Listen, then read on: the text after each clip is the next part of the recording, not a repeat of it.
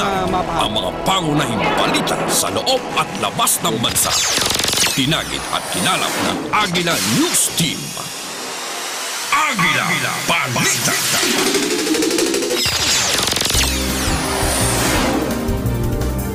Magandang tanghali Pilipinas, ngayon ay Martes, Hunyo 18, 2019. Ito ang Agila Balita.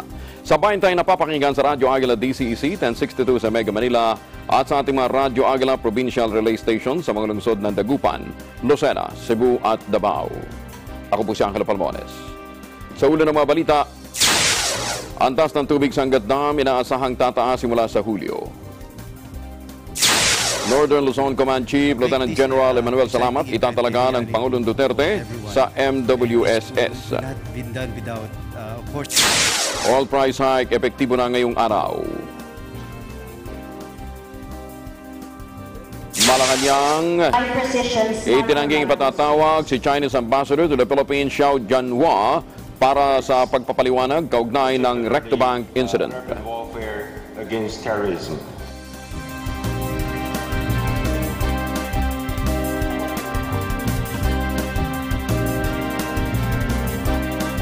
Sa detalye ng mga balita, hanging habagat pa rin ang nakakaapekto sa kanlurang bahagi ng Luzon na magdadala ng mga pagulan ngayong Martes, June 18. Samantala, makakaapekto naman sa bahagi ng Mindanao ang Intertropical Convergence Zone o ITCZ.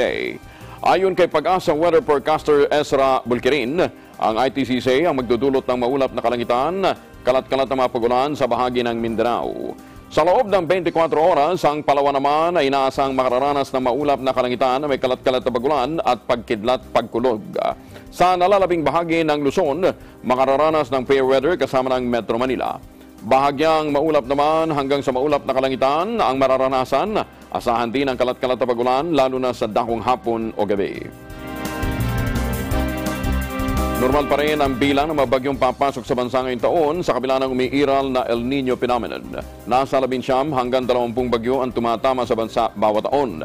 Pero ibinabala ni Pag-asa Administrator Vicente Malado, kadalasang mas malakas sa mga bagyo tuwing may El Nino.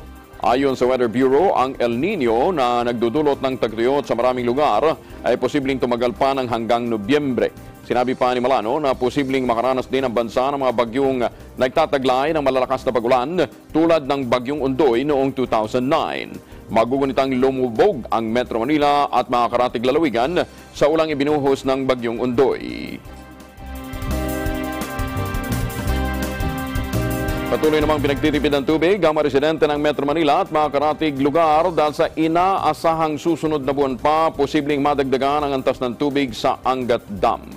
Sinabi ni Pag-asa Weather Division Chief Esperanza Cayaran, inaasahang sa Hulyo pa darating ang mas maraming ulan na magpapataas din ang level ng tubig sa Angat Dam. Ayon pa sa Pag-asa Official, Hulyo, Agosto at Setyembre ang pinakamaulang buwan ng bawat taon. Iginiit naman ni Kayana na kinakailangan ng 2 hanggang 3 bagyo upang maibalik sa minimum operating level na 180 meters ang antas ng tubig sa Angat. Kahapon, sumadsad na sa 162.39 meters ang level ng tubig sa Angat Dam. Ibinabala rin ng National Water Resources Board na ang posibilidad na pagbawas pa ng alokasyon ng tubig para sa domestic needs sakaling bumaba na sa 160 meters ang tubig.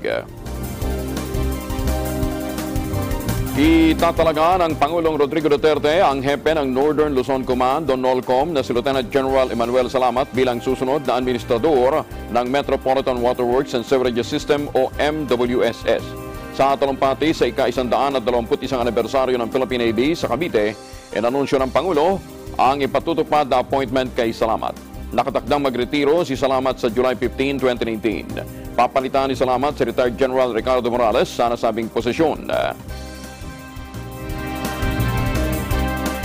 Niyanig naman ang magnitude 3.8 na lindol ang bayan ng Jose Abad Santos sa Davao Occidental. Batay sa ulat ng PBOX DOST na italang pagyanig sa layong 80 km timog silangan na bahagi ng San Jose Abad Santos.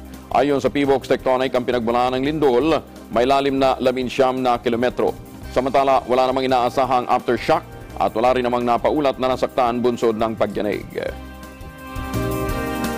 Niyanig din ang magnitude 3.4 na lindol ang Sarangani. Ayon sa PBOX DOST, naitala ang pagyanig 83 km southwest ng bayan ng Kiamba kaninang alas 4:24 ng umaga. May lalim na 479 kilometers, tectonic ang origin ng pagyanig. Hindi naman nakapagtala ng pagkasira sa mga ari-arian, intensities o kaya ay aftershocks.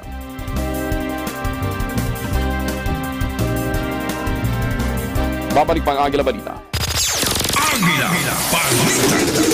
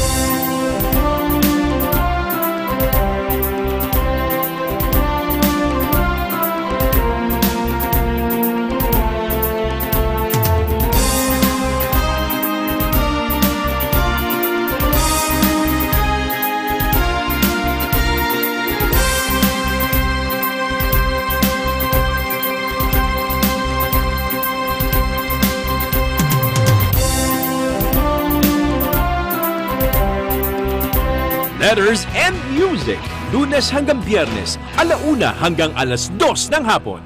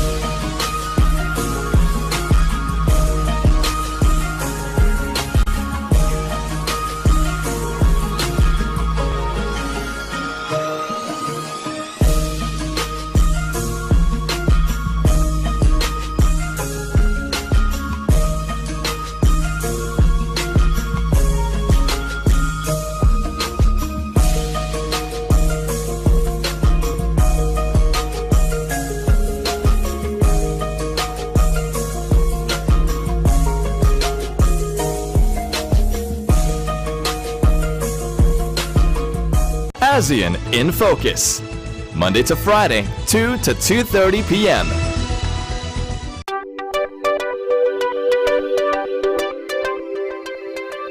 Para sa mga viewers namin sa Middle East at North Africa via OSN, hello po sa inyong lahat dyan. Ako po si Aiki. Ako po si Apple Chew at araw-araw tayong magkasama sa Letters and Music. Dito sa Net25 at OSN. Siguradong at home ka dito.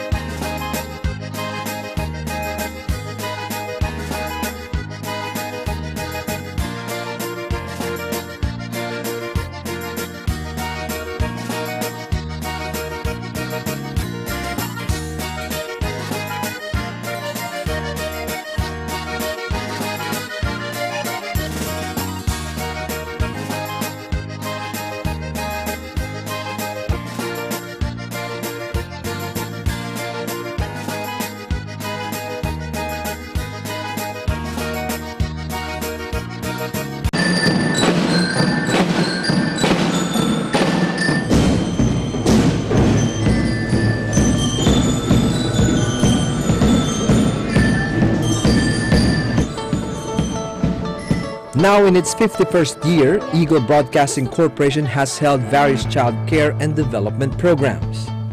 With the support of participating organizations and sponsors, EBC conducted the following activities. Sports clinic program wherein basketball coaches and players taught students the importance of discipline. So if I say 3 claps.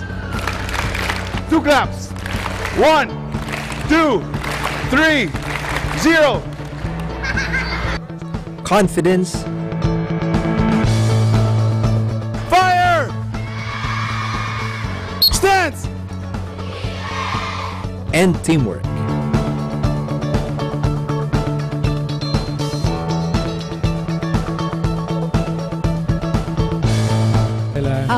Free haircut,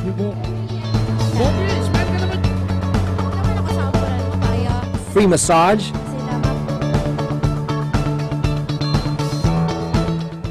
feeding programs,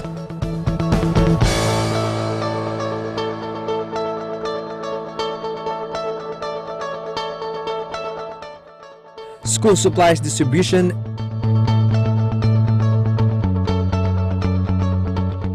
and storytelling spearheaded by Net 25 Kids. Sa kanya, nagkasakit po. Nagkasakit.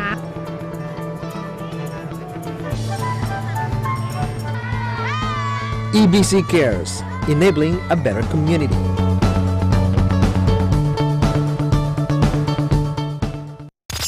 Agila, Balita. Balik tayo sa mga balita. Epektibo na ngayong araw ang taas presyo sa petrolyo ng mga kumpanya ng langis. Ang oil price hike ay kasunod naman ng 3 linggong pagbaba ng presyo ng langis, kabilang na ang isang big-time rollback na halos 3 piso. Lahat ng mga kumpanya ng langis ay may dagdag na 35 centavos per liter ng gasolina at 20 pesos naman sa kada litro ng diesel. Ang Shell, Petron, Sea Oil at Caltex naman may dagdag na 25 centimos sa kada litro ng kanilang kerosene o gas. Ayon sa Department of Energy, ang pagtaas sa presyo ng petrolyo ay dahil naman sa nagaganap na tensyon sa Middle East. Puspusan ang ginagawang investigasyon ng pinagsanib na puwersa ng Philippine Health Insurance Corporation of PhilHealth at National Bureau of Investigation tungkol sa ghost dialysis patient scam. Ayon kay Health Secretary Francisco Duque III, may kahaba ng proseso lalo't maraming sangkot sa korupsyon maliban sa WellMed Dialysis Laboratory Center Corporation. Puspusan ang ginagawang pakikipagkoordinasyon ng DOH upang mapabilis ang investigasyon. Matatanda ang isiniwalat mismo ng dating mga tauhan ng WellMed Dialysis Laboratory Center na patuloy ang paniningil sa PhilHealth ng kanilang kumpanya kahit ang dialysis patient ay patay na.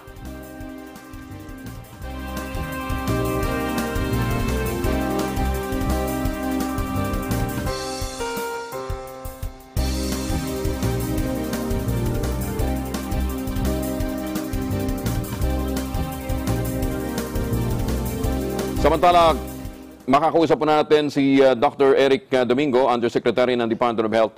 May kinalaman ito sa mga ibinibenta ngayong lalong-lalo na yung antibiotic, at saka yung iba pang mga prescription medicine online. Ang si Undersecretary Domingo rin po ay OIC ngayon ng Food and Drug Administration. Yusek, magandang tanghali po. Ay, magandang tanghali, Kong Angel. Magandang tanghali po sa lahat ng nakikinig. Opo. Yusek, ito palang mga online vendor natin, wala palang nagre-regulate sa kanila? Ang FDA po ang nagre-regulate sa kanila at ito pong pagsagamot lamang po, ito nga pong iba nilang produkto hindi po namin alam. Pero klaro po na bawal po sa Pilipinas magbenta ng gamot online. Kailangan po sa butika po ito binibili. Oo. Ay, kaso ho, may mga inilalako pa rin ho online na Yusek. Anong gagawin natin dito? Binigyan na po namin sila ng ng report of violation at saka binigyan na po sila namin ng summons. Ito naman po last week mukhang natigil na. Kaya lang minsan po may sumusulpot-sulpot pa, parang hindi po nila nababantayan yung mga vendors na nagbebenta dito sa mga online platform na ito. Pinaalalahanan po namin sa kanila na bawal po yan, lalo na po yung prescription drugs. Katulad nga po ng antibiotics. Oo. Ang marami kasi nag-self-medicate Yusek. Yun ang isang problema natin.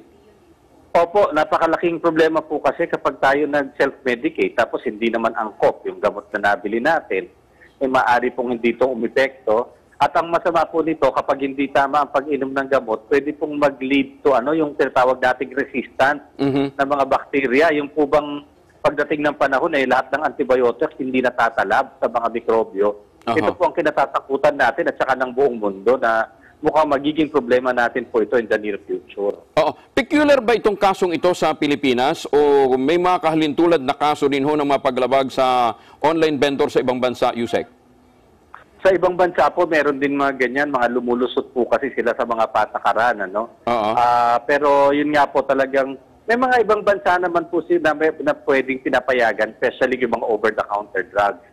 Pero dito po kasi sa atin, ang importante, kailangan alam natin kung paano na-handle ang gamot, kung paano na-trace, at saka nakarating po sa tamang, sa tama pong pasyente. Meron lang pong tayong pinapayagan yung online ordering. So, mag-order po sila online kung may lisensya po yung butika, pero kukunin din po yung gamot sa butika rin at dadalhin din po nila yung kanilang reseta. Okay. Pero paano yun? Pagka walang reseta, kahit na naka-order na, hindi pa rin bibigyan ng butika? Hindi po bibigyan. Kailangan po kasi, especially for prescription. Yung over-the-counter drugs po, wala naman tayong problema dyan. Pero yung mga prescription drugs, kailangan po physically ipakita yung reseta. Magkano bang multa, Yusek? Baka kinakailangan taasan ang multa, no? Opo, hindi nga lang po multa. Pwede po talaga silang tanggalan ng license to operate. Pwede, yung vendor o yung distributor? Yung vendor po. Yung halimbawa po yung butika, kung nakikuli namin na siya ay naglalako online, pwede namin siyang tanggalan. Pero kamukha po ng mga online platform, wala naman po silang license to operate talaga sa amin, no? So kung nakita namin nagbebenta sila ng illegal ng gamot, kakasuhan po namin sila. So palagay ko, dapat nga siguro kumuha na rin sila ng LTO. Kaya lang, ang hirap din ipulis nila, Yusek, Kaya siguro talaga dapat na lang butika yung, sa butika na lang, doon na lang natin ituro. Opo, at saka yung mga kababayan natin, pinapaalalahanan po natin, siyempre, yung safety po nila yung importante. Paano kung adulterated yung gamot na yon? Paano kung dinagyan ng kung ano-ano yun? Di po ba? Paano kung hindi na-handle safely habang galing sa warehouse hanggang makarating sa bahay nila? Yun po bang dapat, paggamot po, very strict po ang handling natin, tsaka yung traceability, at saka dapat po talaga yung safety ay nasisigurado natin. Kaya sa butika po dapat bibilhin. Pero paano daw yung mga food supplement, Yusek? Pwede daw ba yun? Yung food supplement po, mas hindi tayo stricto kasi po yan ang classification po niyan ay pagkain. Okay. No? So okay lang po yun? Na yung mga pagkain na bebenta, opo. Yun lang pong talagang, ang talaga pong ina-warn namin yan, nilabas namin talaga na advisory, yun pong gamot. Meaning kahit po over-the-counter and prescription drug. Kaya lang, baka yung iba nakakakuha din ng peking prescription, yung prescription ng doktor. Hindi naman kaya, Yusek? Well, kailangan pa rin po lang pakita sa pharmacy kasi yung pharmacist po naman natin, trained sila para po malaman kung tama po yung reseta. Ganun ba yun? Makikita nila, Yusek, ha? Oo. Opo, kasama po yun sa training ng mga pharmacist natin kung paano po ma-detect saka kung kailan sila magdududa. Okay. At saka, ang prescription ba, merong period lang na sinasaklaw? Halimbawa, pag nag-issue, hindi pwedeng 1 year mo gagamitin? Ay, hindi po. Kamukha ng antibiotic. Siyempre, within 1 week lamang yun. Hindi mo pwedeng bibilin siya ng paulit-ulit. O yun po mga gamot, may mga gamot naman na 2 linggo lang iti-take. At saka kung kailan kami sakit. So may mga bagay po na hindi talaga. Ang prescription medicines always for a given amount of time po siya iniinom. At saka doon din siya pwedeng bilhin. Opo. May mga binibenta din daw na pang-enhance ng performance ni Mister. Yun daw ho ba regulated? Yun pong mga gamot, opo, regulated din po yun. Pag po yung mga unregulated, wag po silang iinom nun kasi delikado, hindi natin alam kung ano po ang contents nun. Pero pag po FDA registered siya at sa butika siya binibenta, regulated po yun. Okay. Pero kahit na siya, parang, kasi ngayon, ang dami di ba, yung galing ng China, galing ng kung ano-anong mga bansang sinasabi nilang subok na and pass on as a food supplement, walang problema doon. Kung food supplement lang po, pero marami ring unregistered, no? Kung titingnan po nila yung FDA website. Correct, oo nga Ang dami po sa aming unregistered na itong mga meal enhancement, ng mga gamot. Nakakatakot po kasi kung hindi siya registered, hindi natin alam kung anong content niya. niya. Aha. Magkano bang multa ngayon, Yusek? Alin po? Sorry po. Magkano po ang multa dito po sa mga nagbebenta ng mga unregistered na mga ano to, not necessarily regulated drug, ano, pero kahit yung mga food supplement na pass on as therapeutic, may therapeutic benefits. Kung Angel, pag nakita po kasi namin sila na nagbebenta ng ng unregistered, ang usually po natin talagang suspension sa pagtanggal po ng lisensya. Okay. Tapos meron din humulta. Ang alam ko po, pero hindi ko lang po alam eksakto kung magkano dahil 2 linggo pa lang po akong OIC nitong FDA natin. Alam niyo naman po, nasa DOH din ako talaga ng aking full-time na trabaho. Pero meron po silang corresponding penalties. Sana nga ho, gawin na kayong permanente dyan sa FDA, Yusek. Malayo nga po ang Alabang at saka itong Tayuman sa DOH. Anyway, Yusek, tawag po kami from time to time. Maraming salamat po. Magandang tanghali. Anytime, Kong Angel. Maraming salamat Thank you. po. Si Undersecretary Eric Domingo ng Department of Health, inuulit lamang ho natin ang babala. Kung kayo po ay bibili online ng mga gamot at antibiotic, ang tandaan po ninyo, inilalagay nyo sa panganib ang inyong sarili.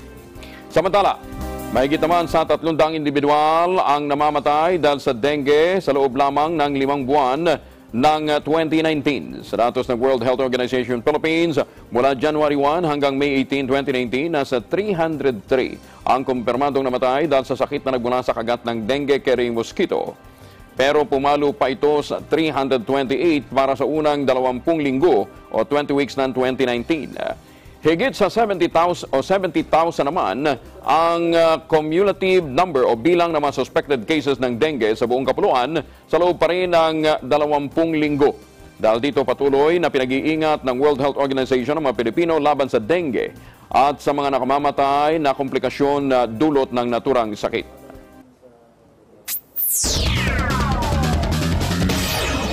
Isa sa pangunahing mayakda ng anti-hazing law, dismayado sa pag-absuelto ng Manila Regional Trial Court sa isa sa mga suspect sa pagpatay kay Atio Castillo sa kasong perjury. Detalye mula kay Eagle News reporter Madeline Villar Moratillo. Labi isang pagkadismaya ni Alcobical Party List Representative Alfredo Garbi sa pag-absuelto ng Manila Metropolitan Trial Court kay John Paul Solano, isa sa miyembro ng Aegis Juris Pratt, sa kasong perjury, kaugnay sa kasong pagpatay sa UST freshman law student na si Atio Castillo III. Giti Garbin, isa sa mga nagsusulong at mayakda ng anti-hazing law, misulang nagkaroon ng misappreciation ng korte sa mga naging pahayag ni Solano para magkasuhan ito ng perjury patapos na hindi magsabi ng katotohanan sa unang sinampaang salaysay. Babala ng kongresista kung nakalusot si Solano sa kanyang mga pagsisinungaling, tiyak na madali ring makakatakas sa pananagutan sa batas ang iba pang miyembro ng fraternity na sangkot sa pagpaslang kay Atio. May tuturingan niya itong kawalan ng hustisya sa pamilya ni Atio at makakaapekto ang desisyon sa kasong homicide at paglabag sa anti-hazing law na ipinataw sa iba pang akusado. Para sa Eagle News, Madeline Villar Moratillo, I'm 1 with 25. Nakatakdang ipasara naman ang ilang commercial establishment sa isla ng Boracay. Ayon kay Boracay Interagency Rehabilitation and Management Group Head Natividad Bernardino, ang closure ay patutupad dahil sa kawalan ng kaukulang permit habang ang iba naman may mga building na may overhang. Ang isinagawa ng operasyon nitong Lunes ay inaasahang masusundan pa.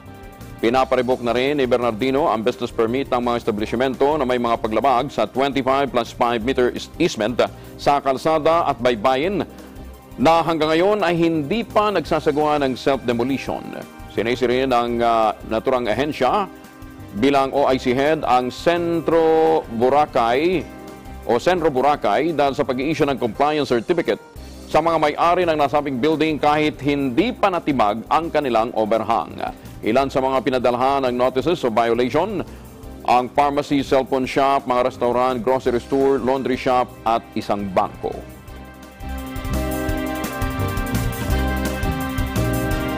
Magbabalik pa ang Agila Balita. Agila Balita.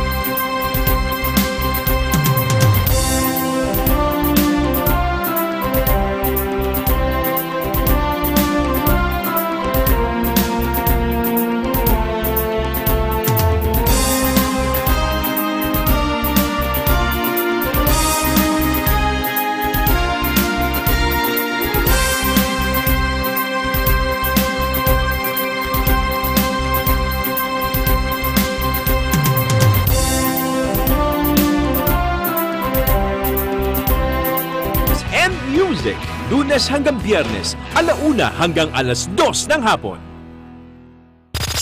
Agila Balita. Patuloy tayo sa mga balita. Inamin ng Pangulong Duterte na hindi niya malalabanan ang korupsyon batay lamang sa kapangyarihan niya sa ilalim ng konstitusyon. Sa kanyang talumpati sa 121st anniversary ng Philippine Bay sa Sangley Point, Cavite, nagreklamo ang Pangulo sa talamak na katiwalian sa pamahalaan. Ayon kay Duterte, hindi niya matutupad ang kanyang pangakong matatanggal ang korupsyon kahit Pangulo pa siya hanggang sa 20 taon. Dagdag ng Pangulo, dahil sa problema sa red tape at katiwalian sa pamahalaan, hindi magtatagumpay ang Pilipinas, partikular na sa ekonomiya nito. Matatandaan ng ilang opisyal ng gobyerno ang sinibak na sa pwesto ng Pangulo dahil sa alegasyon ng korupsyon. Pero binatikos din ng Pangulong Duterte dahil sa umano'y pag-recycle naman o muling pagtatalaga sa mga sinibak na opisyal sa ibang pwesto sa gobyerno. Malacanang itinangging ipatatawag si Chinese Ambassador to the Philippines, Xiao Jianhua, para pagpaliwanagin sa Rectobank incident. Detalye mula kay Eagle News reporter Bex Minta. Walang naging consensus ang Joint Cabinet Cluster na maimbitahan sa Malacanang si Chinese Ambassador to the Philippines, Xiao Jianhua. Ito ang ginawang paglilinaw ng Malacanang kasunod ng ulat na napagkasunduan umano ng mga miyembro ng gabinete na ipatawag si Ambassador Xiao kaugnay ng insidente ng banggaan sa Rectobank. Sinabi ni Presidential Spokesman Salvador Panelo, isang miyembro ng gabinete ang nagbukas ng suwestyon na maimbitahan ang Chinese Ambassador. Ayon kay Panelo, ang pinagtibay ng Cabinet Cluster at sa halip ay hintayin na lamang ang magiging pinal na findings kapwa ng gobyerno ng Pilipinas at ng China dahil nagsasagawa na ng kanilang investigasyon kaugnay ng Rectobank incident. Vic Somentak, Eagle News, AM 125. Pahayag ng Pangulong Duterte na simpleng maritime accident lamang ang nangyari sa Rectobank, nakakainsulto ayon kay Senador Ping Lacson. Detalye mula kay Eagle News reporter Mean Corbera. Dismayado si Senador Ping Lacson sa pahayag ni Pangulong Duterte na simpleng aksidente lang ang nangyaring banggaan ng barko ng mga mangingisdang Pinoy at China sa Rectobank. Para kay Lacson, nakakainsulto ang pahayag ng Pangulo at tila self-limiting course of action lang na pakipaggera ang nakikita nitong solusyon sa problema. Tila nakalimutan anya ng Pangulo na may iba pang paraan bago ito sumuko tulad ng Mutual Defense Treaty sa pagitan ng Pilipinas at Estados Unidos. Mismong si U.S. Secretary of State Mike Pompeo anya nagsabi na sa ilalim ng kasunduan may obligasyon ng Amerika at Pilipinas na gumawa ng hakbang sakaling may pag-atake sa anumang sasakyang pandagat sa West Philippine Sea. Agad namang nilinaw ni Lacson na hindi niya isinusulong ang pakikidigma sa China, kundi iparamdam na may balanse pa rin kapangyarihan sa West Philippine Sea. Naniniwala rin si Lacson na nagsisinungaling ang China sa tunay na detalye ng nangyaring banggaan at nagkakaroon ng cover-up sa naturang insidente. Para sa Eagle News, Mean Corbera, AM1 with 25. Tinututukan na ni Agriculture Secretary Manny Piñol ang pangangailangan ng 22 Pilipinong mangingisdang binangga ang bangka ng Chinese fishing vessel sa Rectobank. Ayon kay Cabinet Secretary Carlo Nograles, ito ang napagkasunduan ng Economic Development and Security, Justice and Peace Cluster Meeting sa pulong na ginanap sa Malacanang. Ayon kay Nograles, pinagagamit kay Piñol ang lahat ng government resources para maayudahan ang mga mangingisda. Kabilang narito ang Department of Agriculture, Department of Social Welfare and Development at iba pa. Ayon kay Nograles, si Energy Secretary Alfonso Cusi naman ang mga ngasiwa sa mga pangangailangan sa Mimaropa Region kung saan nakabase ang mga mangingisda na naging biktima nga ng pagbangga ng Chinese fishing vessel. Naninindigan ng Malacanang, hindi alipin ng China ang Pilipinas. Kaugnay ito ng naging pahayag ni Felix de la Torre, ang may-ari ng bangka ng mga Pilipinong mangingisda na alipin lamang ang China o ng China mga Pilipino at walang karapatan ang bansa sa sarili nitong sinasakupang teritoryo. Ayon kay Presidential Spokesperson Salvador Panelo, kailanman hindi alipin ang Pilipinas ng anumang bansa lalo na ng China. Kasabi nito, sinabi ni Panelo na sa ngayon ay mas makabubuting hintayin munang matapos ang isinasagawang investigasyon ng Pilipinas at China hinggil sa naturang insidente. Bukod kay Chinese Ambassador Xiao Jianhua, balak din pala ng pamahalaan ng Pilipinas na ipatawag ang Chinese o Vietnamese crew na sumagip sa mga Pilipinong mangingisda na nagpapalutang-lutang sa dagat matapos banggain ang sinasakyang bangka ng Chinese fishing vessel sa Recto Bank. Ayon kay Defense Secretary Delpin Lorenzana, nais ng pamahalaan ng Pilipinas na marinig ang testimonya ng Vietnamese crew. Bahagi niya ng investigasyon ay marinig ang lahat ng panig tungkol sa Recto Bank incident. Gayunman, aminado si Lorenzana na maaaring hindi makatulong ang Vietnamese sa paglilinaw sa aktwal na insidente dahil nasa malayong bahagi ito ng karagatan nang mangyari ang insidente. Sa inisyal na pagsisiyasat, sinasabing nasa 4 nautical miles ang layo ng mga Vietnamese sa pinangyarihan ng banggaan. Ginamit niya ng mga mangingisda ang maliit nilang bangka para marating ang barko ng mga Vietnamese at makahingi ng tulong. Ipinatawag ng Korte Suprema para sa preliminary conference ang mga partido kaugnay ng petisyon ng mga mangingisdang apektado ng presensya ng mga barko ng China sa West Philippine Sea. Isasagawa mamayang 1:00 ng hapon ang preliminary conference. Ang preliminary conference ilalatag ang mga isyong tatalakayin sa oral argument kaugnay ng petisyon at ito'y nakatakda sa June 25. Iniakyat ng grupo ng mga mangingisda sa Palawan at mga residente mula sa Zambales sa Korte Suprema ang isyu sa Scarborough Shoal para maiwasan ang mga paglabag sa environmental law sa karagatang sakop ng Pilipinas at exclusive economic zone ng bansa.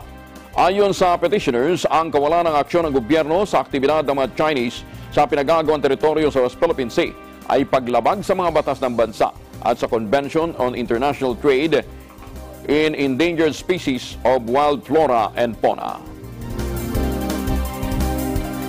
Naghihintay na lamang ng lagda ng Pangulong Rodrigo Duterte upang maging ganap na batas ang panukalang pagtatayo ng Philippine Coast Guard Hospital. Sa ilalim ng Bill o House Bill 8833, itatayo ang PCG Hospital sa Lower Bicutan sa Taguig City.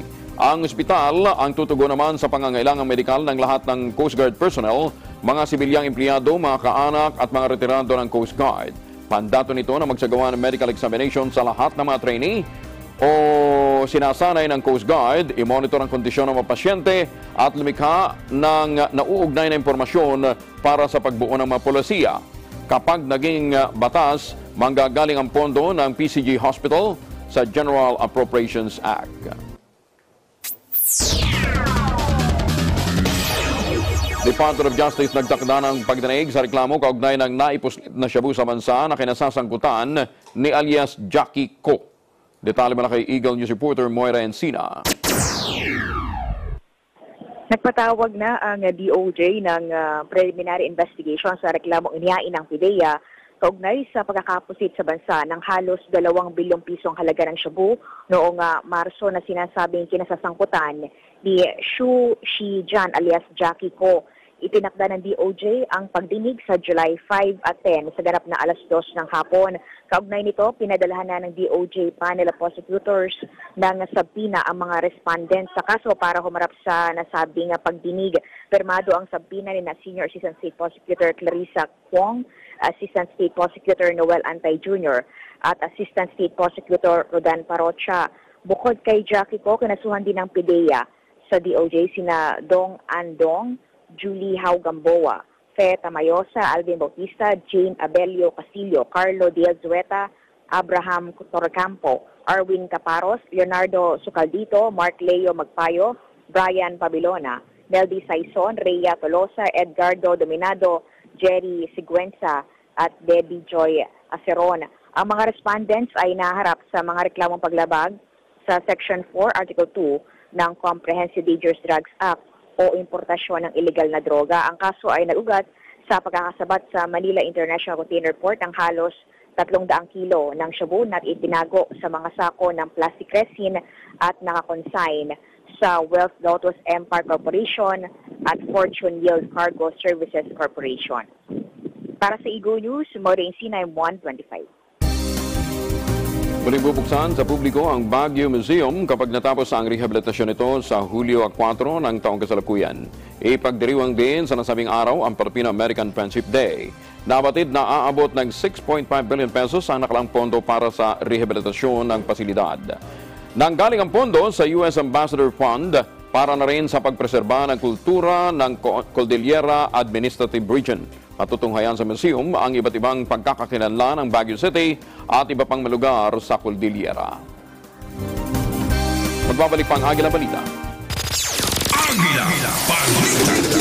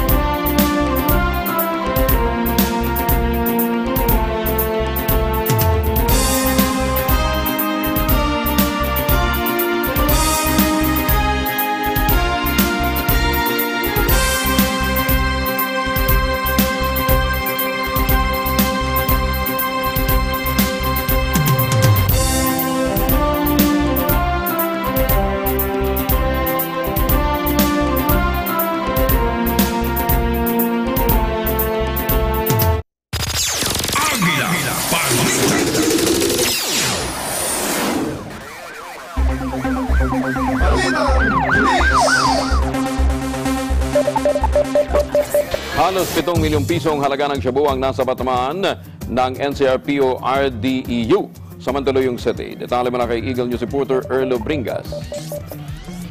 Bulto ng shabu nasa bata mga tauhan ng NCRPO Regional Drug Enforcement Unit sa ikinasang drug bypass operation sa Mandaluyong City kagabi. 3 kataong naaresto na kinilalang si Rahihana Pontino, Alyola Sultan at Jasir Pangaga. Ayon kay NCRPO Chief Police Major General Guillermo Ilazar, labas-pasok na sa kulungan ng mga naarestong suspect kung saan kapareho ang kaso din ng kinasangkutan ng mga ito. Napag-alaman din ng miyembro ng mga ito ng isang syndicated drug trafficking gang na Amin Buratong Group na nag-distribute ng droga sa Rizal, Metro Manila at iba't iba pang mga lugar. Nasabat sa mga suspect ang 1,000 grams o 1 kilo ng shabu na may kabuang halaga ng 6.8 million pesos at 800,000 piso na budal money, maging ang isang SUV na ginagamit ng mga ito sa pagdi-deliver ng shabu. Dagdag pa ni Elazar na naniniwala sila na konektado mga nasabat sa mga nasabat din nila sa mga nagdaan nilang operasyon maging ng PIDEA na kung saan nakalagay sa isang Chinese tea bags ang shabu. Maharap sa kasong paglabag sa dangerous drugs sa mga naarestong suspect. Para sa Eagle News, Erwin Gas, I am 1V25.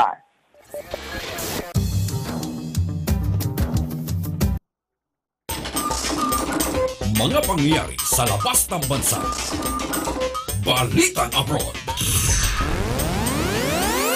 Magtutungo sa North Korea ngayong linggo si Chinese President Xi Jinping para naman sa isang state visit. Ang pagdalaw na ito ni Xi ay kasunod na rin ang kawalan ng development sa usad ng negosasyon ng Estados Unidos at North Korea sa nuclear program.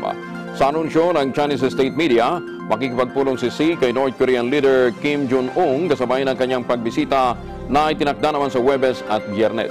Inaasahan din daw na pag-uusapan ng dalawang lider ang kasalukuyang sitwasyon sa Korean Peninsula. Ito ang unang pagkakataon na may magtutungong Chinese leader sa Pyongyang sa loob ng 14 na taon. Nataon din ang pagbisita sa ika-70 anibersaryo ng pagkakatatag ng diplomatic relations sa pagitan ng Beijing at Pyongyang. Balitang Pangkalusugan. Limaw panahon, may epekto sa resistensya ng katawan. Samantala, Department of Health patuloy na nagpapaalala na doblehin ang pag-iingat laban sa mga sakit ngayong panahon ng tagulan. Detalye mula kay Eagle News reporter Bel Surara. Pag malakas ang resistensya, mababa ang posibilidad na dapuan ng karamdaman. Ito ang binibigyan diin ng Department of Health o DOH upang maiwasan ang mga sakit na dulot ngayong rainy season. Ayon sa DOH, may epekto ang panahon sa resistensya ng tao. Madaling kumalat ang flu virus dahil sa halumigmig at pagbaba ng temperatura. Kabilang sa sintomas ng trangkaso ay sipon, lagnat at pananakit ng katawan. Bukod dito, problema rin tuwing tag-ulan ng mga naipong tubig o stagnant water na maaaring pamugaran ng mga lamok na may dala namang dengue. Kabilang sa mga sintomas ng dengue ang mataas na lagnat, pagsusuka at red spots sa mukha at iba pang bahagi ng katawan. Kapag bumaha naman dahil sa ulan, malaki ang posibilidad na makontamina ang tubig o pagkaing inihahanda na nagdudulot ng cholera o typhoid fever. Ilan naman sa sintomas ng cholera ay LBM, vomiting at dehydration. Isa rin ang typhoid fever sa mga sakit na dapat bantayan. Kabilang sa sintomas nito ay mataas na lagnat, sakit sa ulo at LBM. Payo ng DOH, palakasin ng resistensya sa pamamagitan ng tamang pagkain, exercise at pag-iwas sa masamang bisyo tulad ng paninigarilyo. Para sa Eagle News, Bel Sorara and I'm one with 25.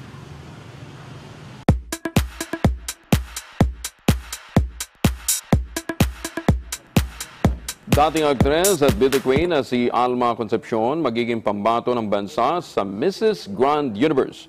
May report ang ating Eagle News reporter na si Ken Messina. Nagbabalik sa International Beauty Pageant ang dating aktres na si Alma Concepcion. Kakatawanin ni Alma ang Pilipinas sa Mrs. Grand Universe na gaganapin sa bansa sa Setyembre. Ayon kay Concepcion na binibining Pilipinas international title holder noong 1994, excited siyang muling sumabak sa beauty pageant. Noong Miss International 1994 na ginanap sa Tokyo, Japan, ay naiuwi ni Concepcion ang Miss Friendship Award at nagtapos sa top 15. Aabot sa 45 kandidata mula sa iba't ibang mga bansa ang kalahok sa Mrs. Grand Universe. Mayroong 3 kategorya ang pageant, kabilang ang Miss Grand Universe na para sa mga 25 to 45 years old na single moms, divorce o walang anak.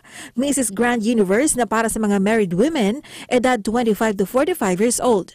At Classic Grand Universe na para sa mga edad 46 years old. Para sa Eagle News, Ken Messina and I am one with 25. At yan ang kabuuan ng ating mga balita sa pangalan ng ating mga kaagapay sa Eagle News Service. Ako po si Angelo Palmones, I'm one with 25. Susunod ang letters and music dito sa Net 25 at Now and Then kasama si Julie Fernando sa Radyo Agila. Sumainyo ang mga balitang kinara.